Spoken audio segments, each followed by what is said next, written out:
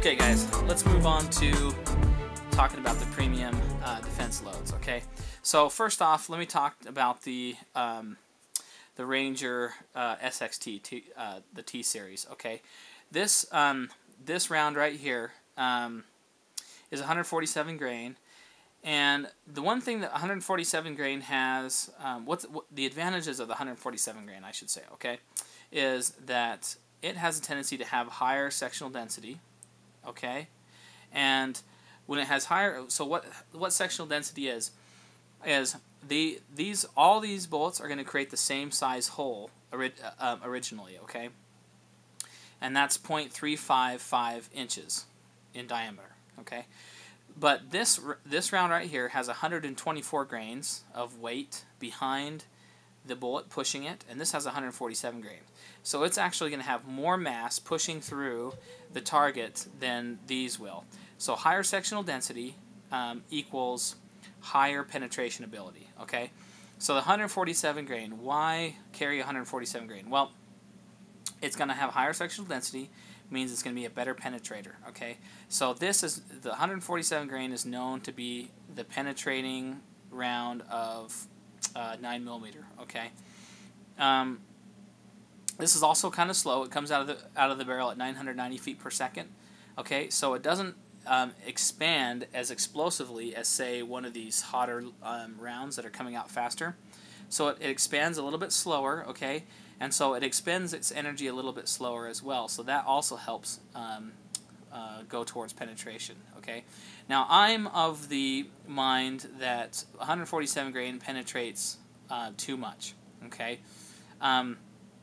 And I know someone's going to roll in and say, "No, you're completely wrong on that." And I could, and in certain instances, depending on bullet construction, I am wrong on that. Okay, but I think that 147 grain penetrates a little bit more than I want it to. Okay, so I won't carry 147 grain in, like, let's say the summertime. Okay, but in wintertime, when you're passing through heavy clothing, things like that, that's when I think 147 grain will shine. Okay, it's when it's going through heavy winter clothes.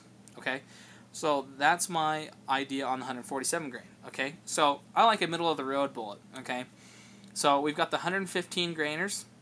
Okay, this is actually 124, but with the 115 grain jacketed hollow points, I like to go for 124 grain. It's between the two. Okay, the 115 grain comes out fast, it expands quickly, but it stops quickly. It stops quickly too. So it doesn't penetrate as much as the 124 or the 147. So the best of both worlds, in my opinion, is the 124 grain jacketed hollow point. Okay. Now this one is the Federal Hydra-Shok. Okay. Now if you've noticed that the Federal Hydra-Shok has a center post in the middle of the hollow point cavity. Okay, I've been told 3 different things as to why those exist. Okay. The first thing I've heard is that the post is there so as it passes through tissue, okay, the tissue hits that post and then is deflected off to the side. So it hits the post and is deflected outward, and that actually helps open up the hollow point. Okay, so the hydraulic pressure as it hits the post zings off to the side and opens up, peels back the hollow point, and supposedly it helps it expand at lower velocities. Okay.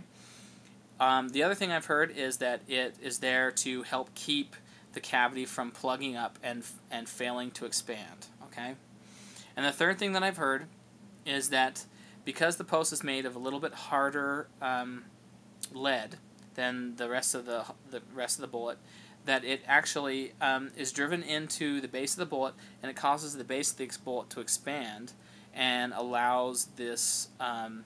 Allows the top part of the cone of the bullet to expand more controllably. I don't know what's exactly true. Probably a little bit of all 3, but I think that the deflecting the hydraulic force is what its primary function is. Okay.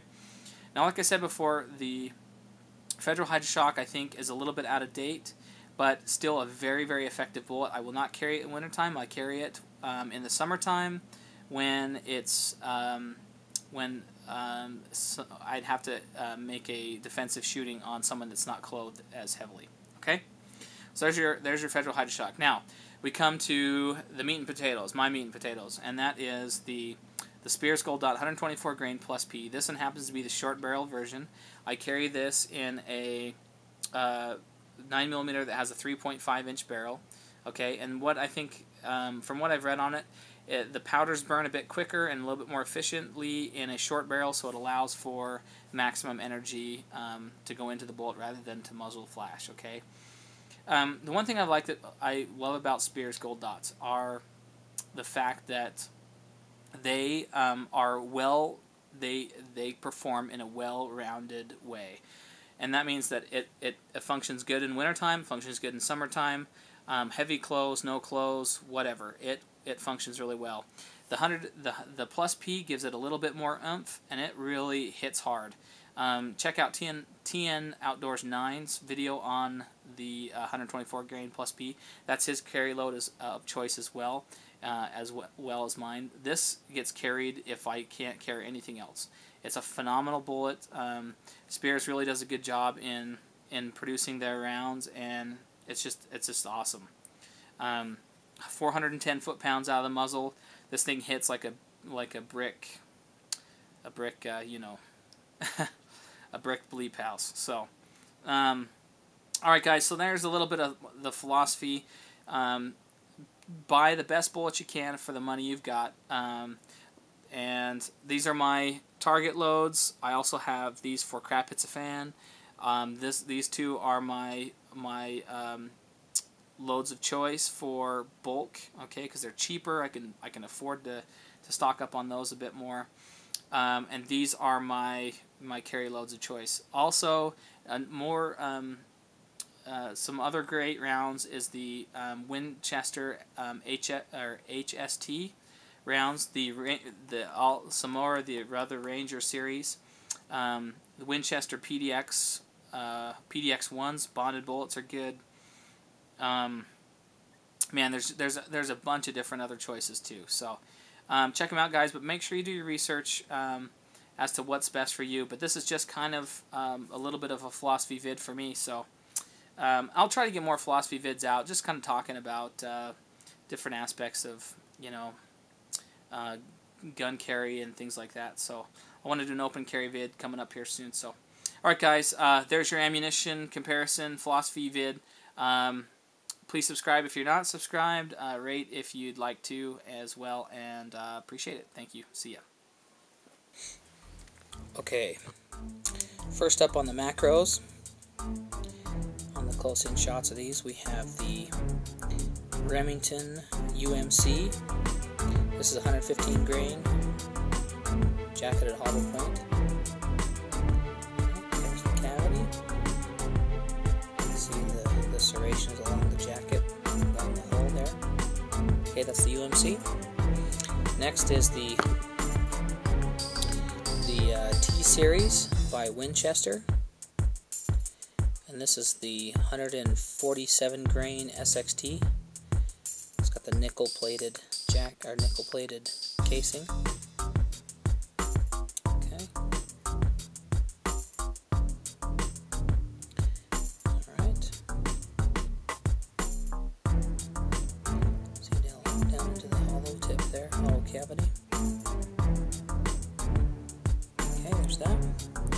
This is a Winchester white box jacketed hollow point, 115 grain.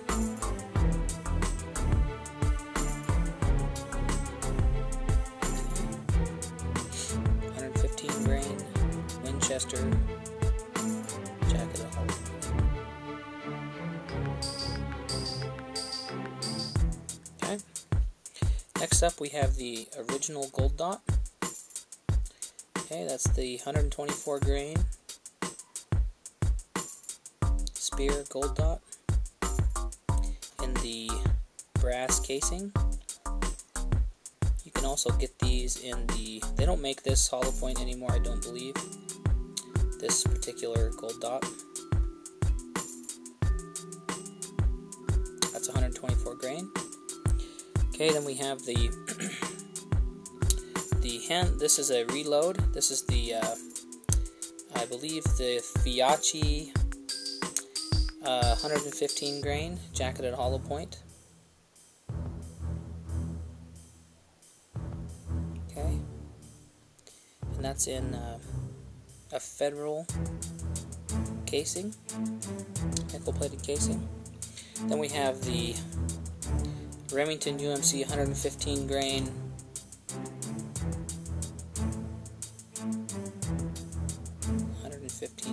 full metal jacket. Okay. Then we have the Winchester, and this is a Winchester white box full metal jacket from Walmart. Okay, and let's roll in the Remington on the left, Winchester on the right, and compare the difference here. The Winchester, if you line up the bottoms, is just a tiny bit longer overall. Has a little bit longer overall length than the Remington. Okay, there's those, and then we have this is the Federal Hydra-Shok. Okay.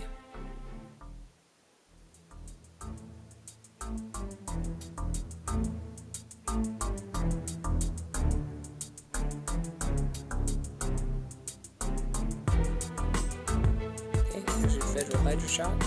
That's 124 grain, by the way. And then let me grab out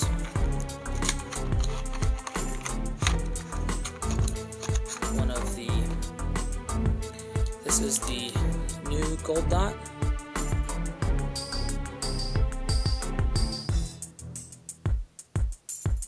It's 124 grain plus P. This is the short barreled round, 124 grain plus P short barrel load. And there is the 124 grain plus P Speer Gold Dot. This is actually a Winchester cartridge made for NATO specs. You can see the NATO cross. I don't know if you can see the NATO cross there on it.